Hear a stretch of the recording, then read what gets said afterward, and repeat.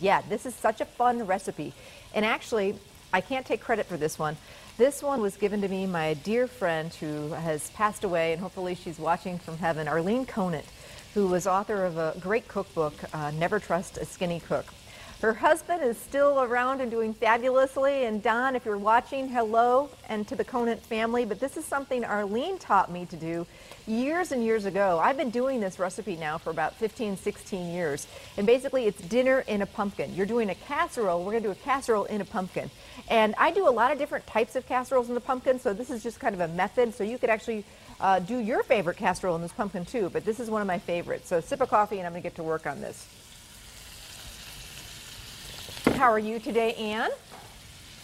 Hot.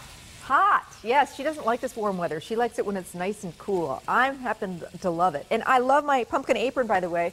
Actually, a neighbor of mine brought this over to me, and a friend of hers made this. So thank you so much. I love it. Really super cute. Okay, so I started out browning about 1.5 pounds to 2 pounds of ground beef. And this is one of my favorite casseroles to do in a pumpkin. But if you have a great one, it'll probably work in there too. Just kind of think about the flavors in your casserole and if they'll work with pumpkin squash. So I'm just browning up my ground beef till it's crumbly and no longer pink. I'm going to add some onion, finely diced onion, just to give it some great flavor, and a little bit of celery too. So big day in our house today. Ireland, we talked about this yesterday or earlier this week, is going to high school today.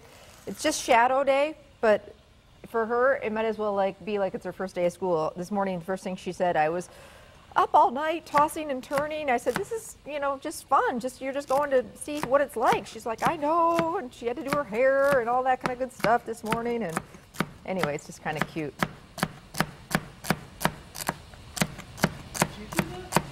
I pick her up. Did I do a high school shadow day? No, they didn't do that back in the day. No, it was like, things were much different back in the day. Remember when we walked to school in the snow for, 10 miles? No. But no, we definitely didn't shadow high school. It was like you just went and you learned as you went. But anyway, she's excited about it. And I think it's a really good idea to kind of give them a feel of what it's like so they can get prepared. So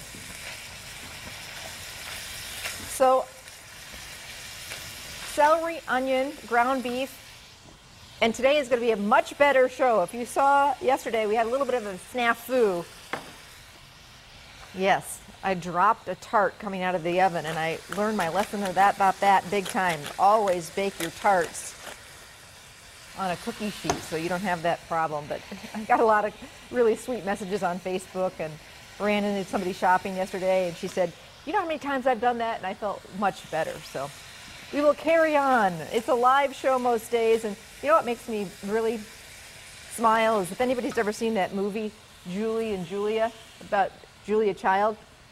She was the queen of kitchen disasters, and you know what? She owned it, and she's fabulous. So we have them every once in a while, too, and I have them at home, too, and I bet you do, too. We're pretty real on this show, as you can see. Okay, so onions, celery, ground beef, a little salt and pepper. Now, this is optional. We're going to throw some mushrooms in here. I love mushrooms, but if you don't love them, you can keep them out. Let's get back to the pumpkin. So here's the fun part about this recipe. We've got a bunch of pumpkins that we decorate our house with. Ireland picks out a bunch of pumpkins, always way too many, and we put them all over the yard with mums and things like that. And then we carve them for Halloween. We carve a few of them, not all of them, because we'd be carving for days. If it were up to her, she'd carve every one of them. But anyway, we carve about 4. And then, I think people, don't use pumpkins as much as they could in cooking. And maybe you'll do, get the little pumpkins and do pumpkin pie with them. But most of us just buy the canned pumpkin, to be honest, and because we're busy. But this is a fun way to use those pumpkins and really wow everybody. And I do this every fall. I have people over and I do this dinner in a pumpkin, and people still are wowed by it. So basically, you take your pumpkin and you hollow it out and get the seeds out. And you want to pick the right size pumpkin. That is key. You don't want to pick one that's like ginormous, like when Ireland goes to pick the pumpkins, she always gets the biggest ones possible. Those aren't going to fit in your oven. So, and you don't want to get the real little guys because you want this to, big enough to hold a casserole. So think about what's going to fit in your oven, and this is about the perfect size. However, you could do these in littler pumpkins so that everybody got their own casserole. So that's another way you could certainly do it. Now, also, what's fun about this recipe is that we're actually going to be eating the pumpkin along with the casserole. So that's why you have to think about the casserole that's going in this recipe. Is it going to work with the squash when you scoop it out? And the flavors of this recipe really do work well with the squash. Now, don't think sweet. Think more like, butternut squash before it's sweetened, or acorn squash. That's the flavor of the pumpkin that's going to be in here that's going to go with this. And it is fantastic. It really is. You got to give this recipe a try. So melted butter or a little olive oil is going to go just drizzled around the pumpkin, just to give it some flavor, and some salt and pepper too. Just so that the inside of that pumpkin is going to have some nice flavor.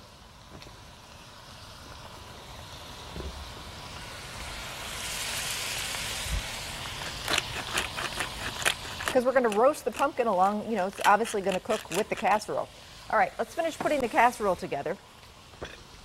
We're going to use 2 cans, and it's your choice of cream of celery or cream of mushroom, or one of each. So it's up to you how you want to do this. It's all going to work great.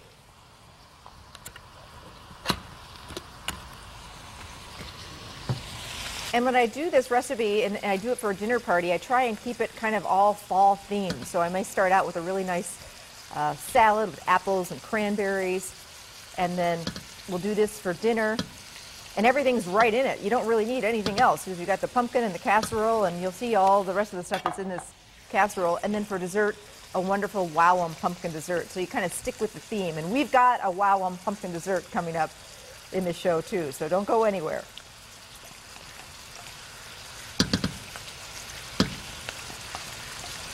Okay, so cream, we're going to use 1 can of each, cream of celery and cream of mushroom, but as I said, it's up to you what you want to use there. Now I'm going to add some soy sauce, about a tablespoon. Again, going to give it some great flavor. Some milk. I like my casseroles nice and creamy. I don't like a dried out casserole. We love, love, love our Lamers dairy milk in the glass jar. We use it through the milk sponsor of our show and the cream sponsor, and we absolutely love them.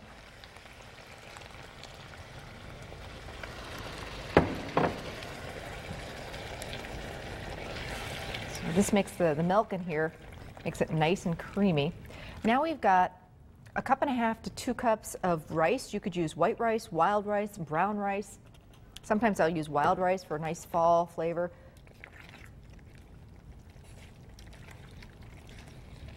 And just mix that all together. And then for some crunch, and this is very fun, I'm going to do some water chestnuts, a can of water chestnuts, which I just like to open and drain.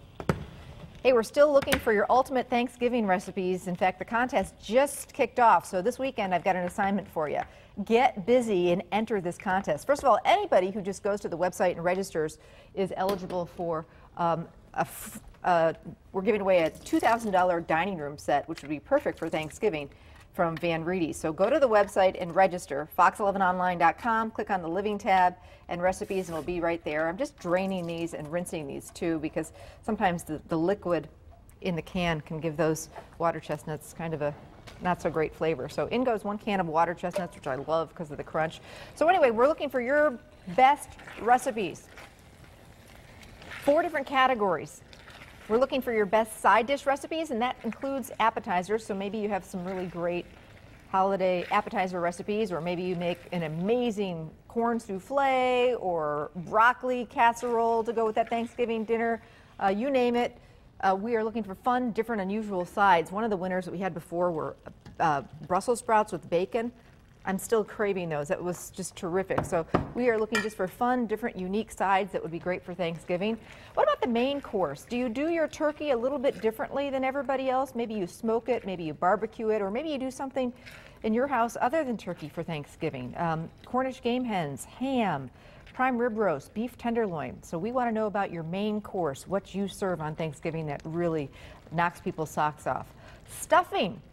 This is another one. You know, maybe you do some really fun different stuffing recipes. I'm thinking about in the past some of the fun different stuffing recipes that we've had. We've had a Cajun stuffing with andouille sausage, wild rice, cherry stuffing. So your best ever stuffing recipes. Maybe you do a crock pot stuffing recipe that's really good. And then last but not least, your very best Thanksgiving dessert recipes. So please get us your recipes, and then we're going to go through all the recipes and the categories and pick out 2 finalists in each category. They'll come on the show and cook with us, and then we'll actually have a winner in each category. Lots of great prizes from the wire whisk. We're giving away gift cards, so it's just going to be a ton of fun. So get busy now and enter, and you can do it online. You can mail them to us. You can drop them off in studio. Just do it, bottom line. One more ingredient I'm going to add after I add my water chestnuts, and that's 1 can of drained green beans. I'm using the French style, but whatever you have is going to work. Okay, so now we're going to take this casserole and I'm going to fill it, put it into the pumpkin. One of the keys is you don't want to pack it down though. And you notice how it's nice and creamy? That's how your casseroles, especially casseroles that have rice, potatoes, or pasta in them, that's how they should be. So if it doesn't look creamy like this now, it's really not going to look creamy after it bakes. So keep that in mind, and you can always add a little more liquid. In this case, add a little bit more milk. So in this goes, and if you've got more casserole than pumpkin space, you can bake this casserole, the remaining casserole, in just, you know, a little casserole dish. But this is going to work out perfectly, and perfect size pumpkin.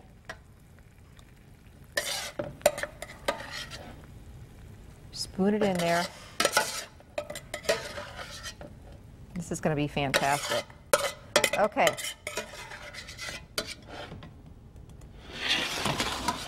So now I'm just going to kind of wipe up my pumpkin. And then basically I put this on a cookie sheet with the lid on it and bake it in the oven for about an hour. Keep an eye on it.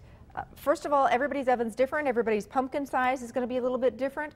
So you don't want to overbake it so that the pumpkin just completely falls apart on you, but you want to make sure that the filling is nice and warm, and you also want to make sure that the pumpkin gets a little bit cooked inside so that you can serve that with the casserole. So in the oven this goes, and it's going to take about an hour, between an hour, hour and a half. Oven temperature, I want to do it at about 350.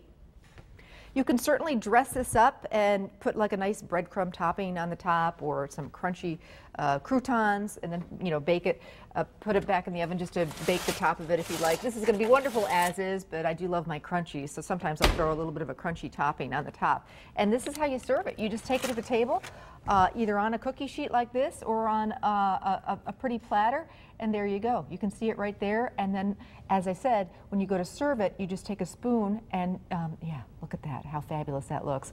And then just scrape the pumpkin out with it. So there you go, dinner and a pumpkin. Recipes on the website. You can also pick it up at any area festival food.